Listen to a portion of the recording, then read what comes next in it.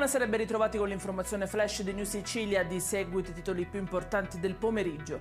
La macchina degli aiuti continuerà a operare senza sosta per assicurare che i soccorsi e le misure di ripristino siano portate a termine il più rapidamente possibile. Sono le parole del presidente dell'ARS Gaetano Galvani in merito al maltempo che si è abbattuto oggi in diverse zone del Catanese. Solidarietà arriva anche dal presidente Schifani. Intanto dalla prefettura di Catania confermano che non ci sono dispersi.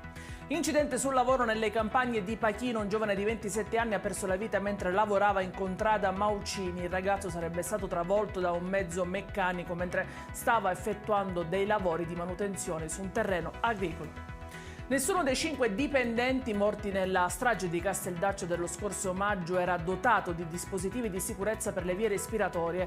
Inoltre solo uno, forse tra gli operatori delle due aziende, aveva ricevuto una formazione specifica e un addestramento adeguato sull'uso delle misure di sicurezza. Queste le conclusioni dei consulenti tecnici nominati dalla Procura di Termini Imerese, che indaga su quanto accaduto. Nuovi aggiornamenti sulla morte della quindicenne a Piazza Armerina. La lite che la giovane avrebbe avuto con una compagna di scuola che l'accusava di aver avuto un flirt con il suo ex fidanzato sarebbe stata ripresa con il cellulare da alcuni studenti. Sul caso sta indagando la Procura dei minori di Caltanissetta. E in chiusura il meteo. Diventa gialla l'allerta diramata dalla Protezione Civile regionale per la giornata di domani. Ancora qualche strascico di pioggia con rovesci anche a carattere temporalesco interesseranno Catania e Messina.